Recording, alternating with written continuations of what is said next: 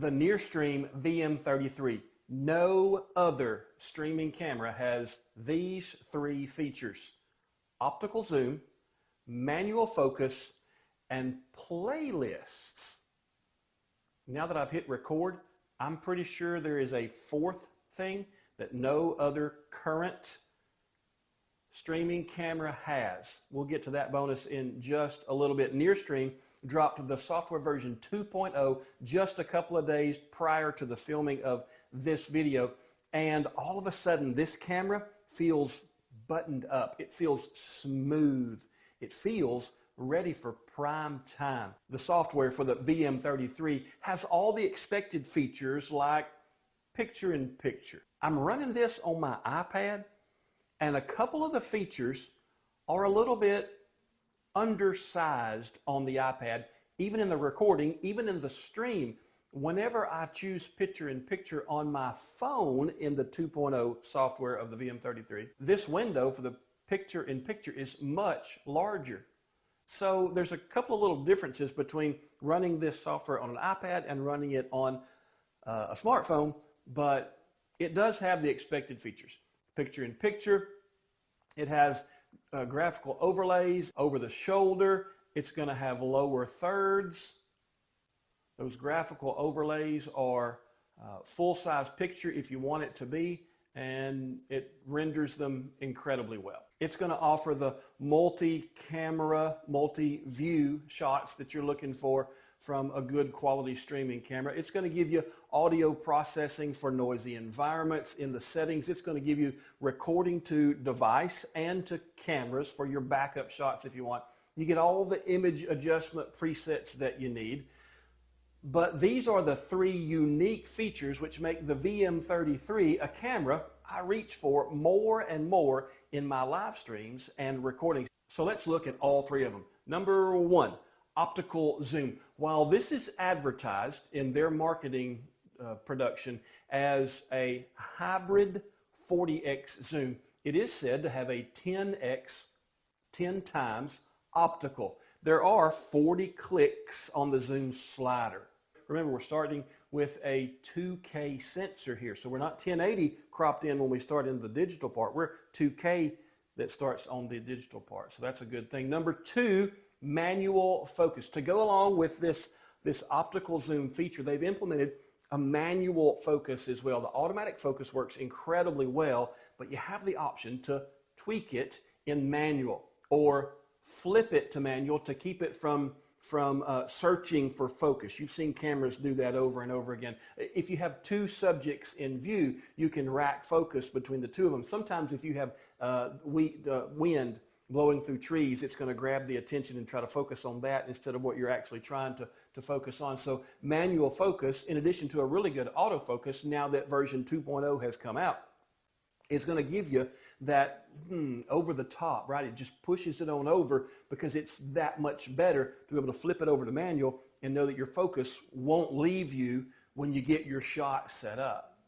The third thing that we have in the three things this camera will do that no other streaming camera will do is not related to the other two, and it was really a huge surprise when I saw it. It's not new to 2.0. It actually came out in one of the previous software upgrades, but it's playlists.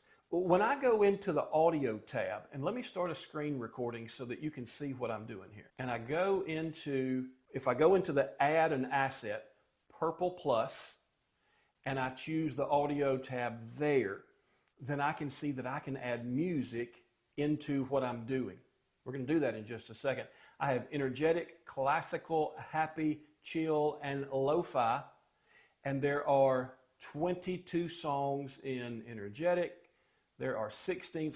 So you're talking about 3, 4, 5. You're talking about 100 plus songs to choose from. You can add all of them to be in a playlist, so it basically never stops. But the ability to add music behind what you're doing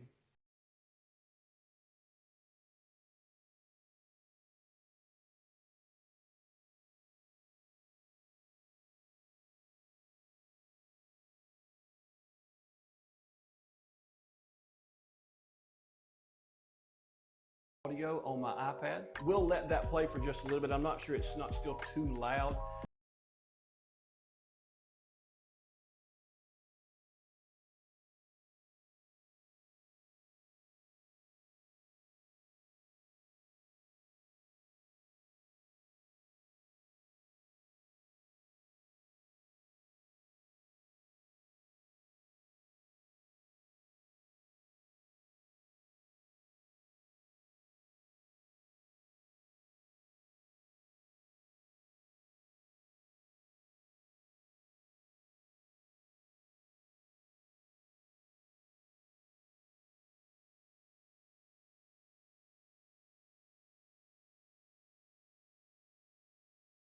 I'm going to go ahead and mute that music so it's no longer a distraction. We'll get back over into our normal view. But you can see there that music, adding playlists into your stream, that's an incredibly valuable feature for folks who either just like the idea of having music played behind whatever it is they're showing, or want to interject that music at certain times. You've got a control panel, a dialog box there where you can make that happen, no problem. All right, I told you there was probably a bonus that this camera would do that other cameras don't at the time of the making of this video. Other cameras will be able to do some of these things in the near future. The fourth thing that is my bonus is 2K recording. I mentioned that just a moment ago. As of now, this is the only streaming camera that's not a camcorder for sale, the only one for sale that has 2K recording. For those of you that record you record for film session for your athletes to go back and to critique, having that 2K, of course having an optical zoom is great too, is going to give you a better picture. It's going to allow you to build maybe a highlight reel if you're trying to get that kid recruited. For those of you that record and upload later for your Bible studies or your worship services, this is going to give you a lot of flexibility in editing. And so that fourth feature that only this camera does, as for now, I know that the OpsBot has 4K recording, but they've not released it yet, right? It's still just coming off a Kickstarter. They've not even started shipping it for another 10 days or so, I think, right now. So as of now, that's another bonus feature that this camera has, no other streaming camera has.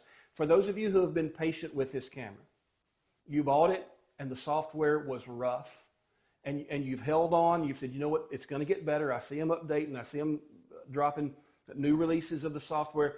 Your patience has been rewarded. 2.0 really is starting to make use of the incredible hardware this camera has that they built in, and now we're getting to enjoy what this potential has been all along.